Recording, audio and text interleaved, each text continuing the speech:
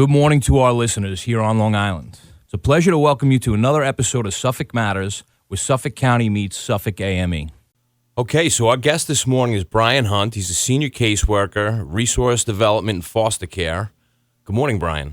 Good morning, Dan. Thanks for having me. Absolutely. Happy to have you here. So, working in foster care, first and foremost, how long have you been with the county and working in foster care? Right. So I've been in foster care for about 14 months, but I'm finishing up my 13th year with the county. Prior to foster care, I was in the Child Protective Services Bureau. Prior to that, the Child Protective and Preventive Services Bureau. Also an examiner in emergency housing and a community service worker. So you're a pretty good example of an AME member, someone that's basically dedicated their life to public service, and you've been able to jump around inside of the Department of Social Services and really get to be familiar with a lot of the system. Absolutely. Yeah, I'd like to think of myself as a good example of a dedicated AME worker. The work is important to me. Yeah, no, it absolutely is, and it's important to the community we serve. So just talking about that work, and most specifically in foster care, what is it that you and fellow AME members do in foster care on a daily basis? Right. So resource development is a specialized team within foster care. Our primary responsibilities are to locate, recruit, train, and monitor the foster parents. These are the loving, caring families that take care of Suffolk County's most vulnerable population, children with a history of abuse and neglect. My fellow caseworkers in foster care, they're hands-on. They're in those houses every month, monitoring the safety, health, and well-being of the children, coordinating with the foster parent, the birth parent, family court. So it's quite involved. Sure. And, so let's go through the process a little bit, I'm just wondering what the experience is like for the child involved, right? So, being placed in foster care probably has, to some degree, some uncertainty that comes with it. Absolutely. But you guys work with foster families in advance to help them, train them to help alleviate some of those fears and make the transition easier. But, why don't you, I guess, maybe walk me through it? Sure. Yeah, so there are a lot of ideas nestled into a couple of things you just said. In terms of preparing foster parents for taking care of children who come into care, we do have a group preparation and selection process. We talk about loss and attachment, how to mitigate some of the trauma that these children go through. I mean, if you think about that for a second, not only the neglect and abuse that they're exposed to, but the removal from that family, while it might seem like it's something that's natural or needed, it's still another layer of trauma to that child. Sure. So the foster parents receive training in how to mitigate that, and it's really a partnership between the agency and the foster parents to monitor the situation and see what kind of community resources we can hook them up with. We work with the school districts, right? A couple of different things. Yeah, and it really is a lot for a child, and it is not only like you said, the escape from maybe a bad situation into let's just call it a new situation, because for the child, that they don't know what they're walking into. Right. They knew what they had, they don't know what they're walking into now, and to put all these protections in place, to get the training in place, to monitor all of this stuff is a very necessary component to ensure that the child has a good life into adulthood. Mm-hmm. I guess that leads into my next question. Sure. For you and your coworkers, why is this work so important and meaningful? Again, there's a multitude of answers to that. This not to sound like a Whitney Houston song here, but the children are the future. So to set them up with a foundation, an educational foundation, an emotional well-being foundation, strict safety when it comes to living their daily lives, protection of their physical health, their mental health. Those are all essential to helping to support the members of our society who will be running our society. Correct. So that's, I think about my own children. Yeah. Not that I want to bring them into this too much, but, what I want for my children, I want for the children who come into our care. which is a happy, productive life. Yeah, no, and I don't know how much people think about this stuff. These types of systems tend to be things that just happen in the background. Nobody thinks about it unless there's some sort of issue, right? But the fact of the matter is, you and your coworkers on a daily basis are doing everything that they can to refine the system and make it the best it possibly can be towards that end goal, to make sure that a child in a bad situation actually lands themselves as an adult in a good spot and with the ability, like you said, to be happy and productive. Yeah, right on. I mean, I couldn't have said that any better.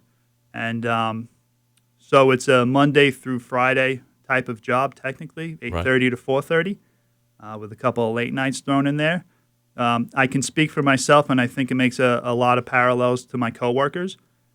We think about this stuff a lot. What are the small, incremental, continuous improvements that we can make to our practice to make things go more seamlessly, easier for the child. And that's, if I can say this, that's not just in foster care. That's in the Child Protective Bureau. That's in the Preventive Bureau. That's at the centers with the examiners. We really care about our jobs. We constantly think about it, sometimes to a fault. And we just want to do the best that we can. Well, one thing I know for sure is, there's the ability, there's a lot of jobs out in the world, and there is the ability to do something else. People are drawn to this for the love of what it is they do. This really does come down to wanting to do the best possible job and protect the future of these children. Agreed. Maybe when I'm in my 60s, late 50s, and I'm retired, and I want to be able to think back of my impact through the work that I've done, and I really can't think of anything better than this. There are things that are maybe synonymous and close to it, teachers, law enforcement. Right. But I'm happy with where I'm at, and I look forward to having those fond memories and thinking of some of the impact. How many children a year come through the system? Now remember, protective custody, placing a child into protective custody is a big thing. Our dedicated investigators try to put some safety planning and controlling interventions in place so that doesn't happen. Right. So with that being said, and all those efforts that are made to mitigate a protective removal, there's about 20 to 25 a month coming into our care. So, and that's one of the continuing challenges, because it's not just an infant fresh out of the hospital, which, most people who are looking for an alternative path to family building, that's the type of child they want. Right. We have teenagers, we have large sibling groups, so there's some limitations with the physical capacity of the foster home. Sure. We have children with very specific medical needs, mental health needs. So, if you cross-reference that with the amount of children who continuously come into care, it becomes quite challenging. No, I would imagine so. I'm surprised by the amount of cases, simply because that kind of points to I guess where we're at globally as a county, right? But in addition to that, DSS has certain resources to help try and prevent children from having to come into this system. They have different programs in place to help get parents the tools that they need to cope Absolutely. with, child rearing and maybe even their own issues that they're dealing with in order to be a good parent. Absolutely. I can speak to a couple of those right off the bat. If we talk about things that really affect this, there is substance abuse treatment. There is mental health treatment. I think we all wish that it was more accessible and more of it. So those are two extremes right there. There are things that don't rise to that level. SCO, formerly St. Chris Ottilie, has a preventive services where they literally go into the home and look for family-identified needs so they can make those connections to community resources. We can't forget about the school district. Right. With individualized education plans and really assessing a child and what their needs might be. So, and we're familiar with all of this stuff. and we're constantly doing the research. To become more familiar with it again, so we can avoid a protective removal. And to avoid a protective removal, we need to be very confident that the safety, health, and well-being of that child is where it needs to be. Right. Yeah, no, I agree. Let's talk about, real quick, I just want to talk about the Family First Preventative Services Act. Can you tell us a little bit about what that is? Yeah, I'm glad you're bringing that up because we spoke a little bit about the challenges, the number of children coming into care. Yeah. That's a bit of federal legislation that was passed not too long ago, and it essentially has two goals as it relates to foster care to be achieved by September of 2021. The first of which, 30% of children in care need to be with a family member who are also certified foster parents. And we have a process of identifying these family members and certifying them. And if I can throw this in there, that's a team effort. That's not just resource development in foster care. That's also the Preventive Services Bureau who are working with these families prior to them coming up to us. So that's part one that affects us. Part two is actually a little more scary. It's 12% of the children in care can be in a congregate care facility. Now, a congregate care facility is exactly what it sounds like. Yeah. Group homes, medical entities. So a child who finds themselves in a facility like that, for instance, Hope for Youth has a sibling reunification program. If we have a large sibling group of 5 coming into care, we're going to look to them. Then they're medically fragile. So when we place a child in a congregate care facility, there's a reason for it. And we're at about 30%. So it's going to be very challenging by September of 2021, which is not too far away. Not too far away at all. To have a pool of foster parents who can handle these special needs and bring that number from 30% down to 12. So I would imagine this is a good time to just talk about what a foster parent looks like, because there are probably a lot of people that would find this very rewarding, and that would be a help with this situation in general. Again, with that overall goal of transitioning a child into adulthood so that they can have a happy and productive life. But let's talk about what kind of qualifications you have to be a foster parent. Okay. First of all, a foster parent, we make every effort to have them represent the community in which we serve. So different ethnic backgrounds, different professions, different levels of experience with parenting. So we'll start there. Beyond that, this is a heavily regulated industry. Yeah. The state has set forth some regulations. A foster parent, for instance, needs to be over the age of 21. They can be working, they can be not working as long as they're financially solvent, right? We don't want to certify a home that's going to completely rely on the monthly stipend to make ends meet. Married, single, in a partnership, that's all good. Some of the things we do during the certification process is some very strict clearances. We're talking nationwide criminal history. We're looking for negative criminal history.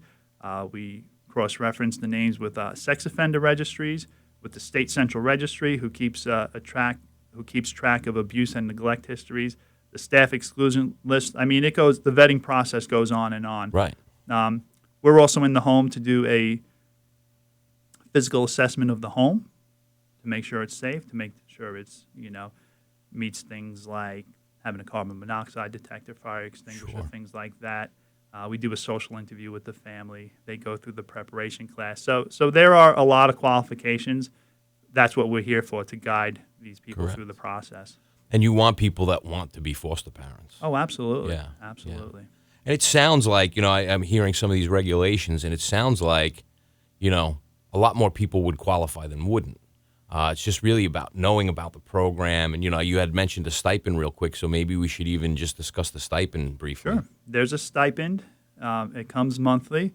It depends on the age of the child, the need level of the child, and things of that nature. Beyond that, there's an initial clothing allowance.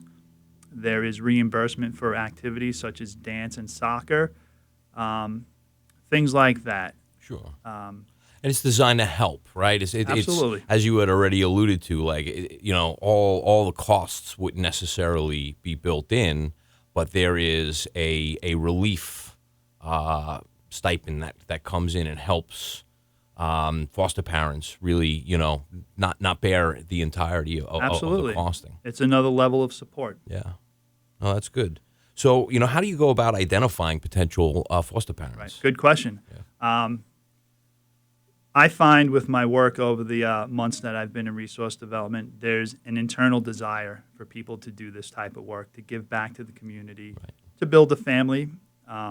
So there's nothing I can do or say to somebody who's not interested to have them round the corner and become a foster care parent. Yeah. So our technique is kind of like a wide net technique. We want to get our information out into the community at large, so those people who have the internal desire know the mechanisms behind it. Who do they call? What does the process look like? And talking about things like support, there may be somebody who has that internal desire but feels that they couldn't do it financially. So I'm glad you asked that question, because Sure. knowing that there is financial assistance may be the thing that gets them over that hump. Yeah. All right. So, if you wouldn't mind, I guess now is a good time. I think we should do it once more at the end, but let's talk about, that statement that you made, people who have the desire, they need to know who to call. So, Right. For the folks listening this morning, who to call. That's right. You're going to call me. We do it through our recruitment line, which is 631-853-KIDS. That's just one technique. If I can go into it, for the first time ever, the county is sponsoring 3 catered events where we're inviting people who have an interest to come, enjoy a complimentary dinner, and we're going to discuss the process and give them the materials they need to see that through. Yeah. Awesome. Yeah. And so, how would you find out about about these events if someone has an interest and wants to come down? Right. If I may, I'll just review them very quickly. Sure. Tuesday, March 24th at the Timber Point Country Club, starting at 6 p.m. That's one of the events. The second one is the next day, March 25th, same time at the Watermill Caterers in Smithtown. And the third one is March 26th at Giorgio's out in Baiting Hollow. Anybody who's interested in finding out more about the process simply would call. Here's another number for you, 631-854-9200, and leave a message that they're interested, how many people will be coming, and we're good to go. Show up, enjoy, and these are nice events. Enjoy a lovely dinner, find out about the process, and we move forward from there. No, that's excellent. So just to reiterate, if you have a general interest, you should call 631-853-KIDS. Correct. In addition to that, there's going to be 3 events, March 24th, 25th, and 26th. You can call to register to attend at 631-854-9200. The 24th will be Timber Point, the 25th, the Watermill, and 26th, Giorgio's. Correct. Very good. So that's great. That's great. We want people, to, maybe glean some information from our conversation this morning. If it piques their interest, to call one or both of those numbers and start getting themselves involved. Because as you say, with the changes in federal regulation, there are going to be kids that really do need help. Absolutely. Transitioning into adulthood and living happy, productive lives. And this is an opportunity to do that. Yeah. Let's talk about, some of the other outreach that you guys do. You guys get into, libraries in the various districts. Sure. So why don't we talk a little bit about that? Yeah, we're very proud of that. One of the things I said was we would like our foster parents to be representative of the community we serve.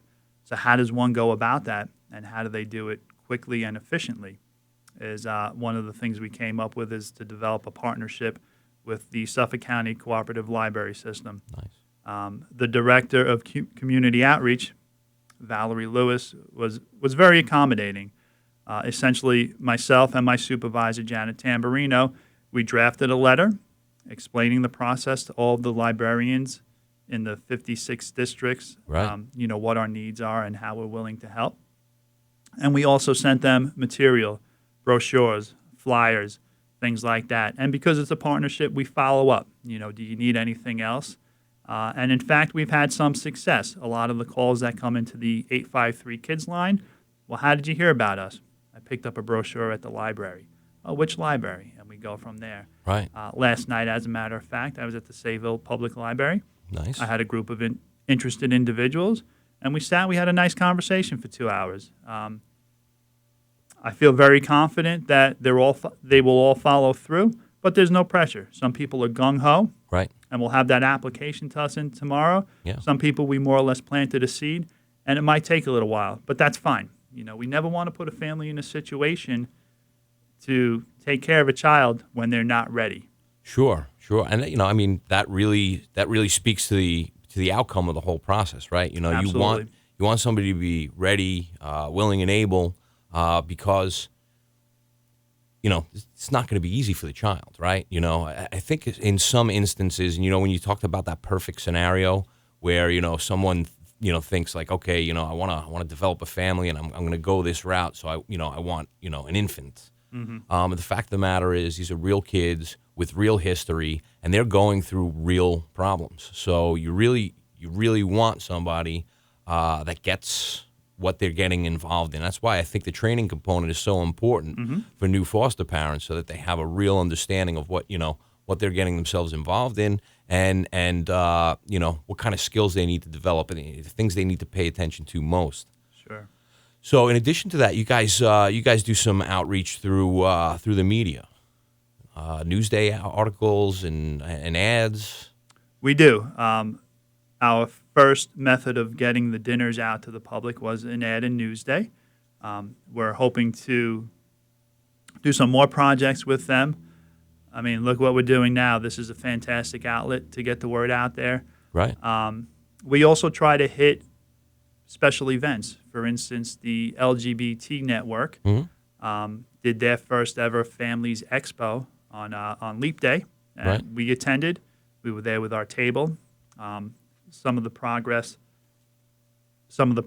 we made was having merchandise to hand out. The county hasn't always supported us with that, but they've come okay. through very Yeah, recently. very good. If I could speak to one thing that you brought up, Sure. and that's a pathway to familyhood. Right. That's a little counterintuitive to some people because fostering is a temporary situation. Sure. So the first goal from family court is for the birth family to rehabilitate themselves and for us to reunify that child. However, that doesn't always happen. So real quickly, we will do some concurrent planning, and if that situation leads to adoption, again, which happens in about 50% of the time, Right. that's the pathway to family right there. Yeah, and to that end, it's something that you guys inform people of right at the start. It is. This could be temporary. This could be permanent. Right. And I think it's very important for foster parents to have, clear expectations. Sure. Right. We want to be transparent from the get-go. Speaking about the foster parents, Sure. Because we cannot leave them out of this conversation. We have a wonderful group of people, and we try our best to let them know how wonderful they are. Yeah. So some of the things we do for them is we throw a summer picnic for them and the children. It's loosely a recruitment event because they can bring somebody along with them Right. who might be interested. Mhm. We do holiday parties. The Holbrook Fire Department has been very generous with their space. Very nice. So I just felt the need to mention them. No, again, they're the angels in this, right? They are literally opening their hearts and their homes. Again, just reiterating that goal to help, a child transition into a happy, productive life. Absolutely. Adulthood. Yeah. Yeah, so we want to recognize them. The holiday party, the picnic. We're also in the line of these dinners for prospective foster parents. We will have an appreciation dinner for them this year. So there's a lot going on in resource development. Well, in addition to that, we had the pleasure of having you at last year's May Day Festival. We were there. This year, May Day is going to be May 9th. Again, large format music festival. We have national acts, local acts. I'm not really going to plug it too much here, but you've got thousands and thousands of people that are right in line with what a foster parent needs to be. Right. So it's good to have that built-in, access to people, and you'll have some people that are interested, and some other people will not be. But the most important thing is getting the message out there, and we want to thank you guys for participating and being part of that process because, again, the May Day Festival is really about community. It's really about so this goes right to the heart of the mission of what it is we do and what it is you do. I hope that's an invitation to come again this year. You are 'cause absolutely we would invited love to be this there. year. Yes, we would you love to will be. there. If we're having May Day festivals, you guys will be there. We can display some of our new swag, Awesome. Our merchandise to get the word out there. Very good. So looking forward to that. So let's talk just briefly on the certification process for a foster parent. How long does that process generally take? We went through some of the steps, but Right, some of the specifics. So again, full disclosure, it's a long process from the time of a completed application to certification in which a family is ready to accept a child into their home. The state recommends 4 months. Gotcha. Sometimes we beat that, sometimes we don't. So there's the application, there's the multiple clearances that we already spoke about. Right. The vetting process is strong, but remember the end game. You're caring for an abused or neglected child. There's the training, which I referred to as the preparation and selection class. Sure. So anytime during that training, there's a mutual selection process. We as an agency might say, this really isn't for you, and they as a prospective foster parent might say, this really isn't for us. That's fine. We Sure. want people to know their family and what they're capable of doing.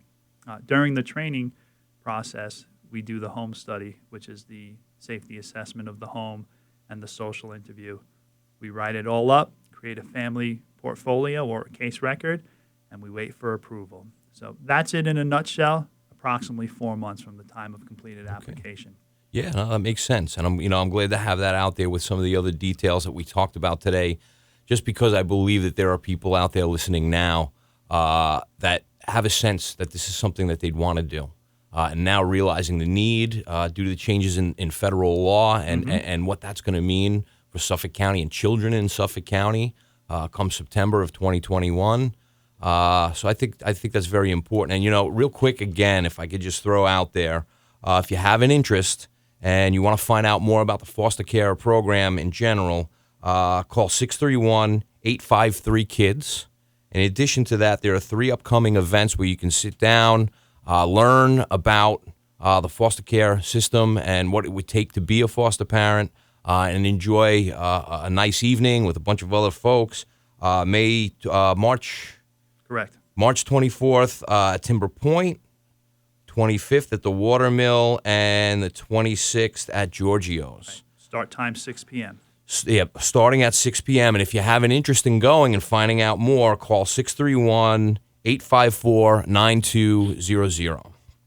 So, Brian, I just want to get into one other thing. Sure. And the reason I'm doing it is maybe it's a little self-serving. But, I find you to be very indicative of what an AME member is, what it means to be a public worker in Suffolk County and a member of this union. And so I just want to talk to you a little bit about, outside of work. I mean, you do more. You do more. Like, you're not exclusively, absorbed in this work, which you clearly are. And like you said, you deal with and you think about it even when you're outside of work, but you have community engagement as well on a personal level. Absolutely. I'm a family man. My lovely wife, Karen, also is a worker in the Foster Care Bureau. She's a caseworker. And we have 3 daughters, aged 9, 8, and 4, Abigail, Olivia, and Natalie.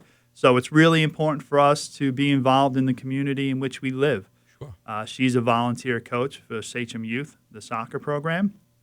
By default, that makes me the unofficial assistant coach. Nice. So she's very good at delegating responsibilities. Very good. Particularly to me. So I do all the, the undesirable tasks Yes. with that, which might be getting information from parents to sign off on clearances. We're also involved in the elementary school that our daughters attend. They do a wonderful job in bringing the parents in so they can be engaged in the education process. So if there's a STEAM activity, science, technology, engineering, art, and math, Yep. and they need a parent volunteer, we're the first ones to go into that lottery draw for that. So those are 2 big things, between the school and the athletics that our children are involved in. And as I mentioned, these events that the county throws to honor our foster parents, we volunteer to be there. And it's really not work. We're getting to socialize with the foster parents. We feel good about the work we do. They feel good about the work that they do. So that No, pretty much it's- sums it up. Yeah, and Brian, I really appreciate you coming in today, spending some time with us, helping educate us on the foster care system, what it is that Suffolk County does, what it is our AME members do in this instance, and again, I just a big thank you to you and all My your pleasure. coworkers for what they do. So It's sincerely our pleasure. And my last comment, if it is indeed Sure. my last, is anytime a person can make an impact, positive impact in a child's life, it's a worthwhile venture, and it's very rewarding. you are absolutely correct. So again, Brian, thanks for joining us, and for our listeners, we'll see you next week.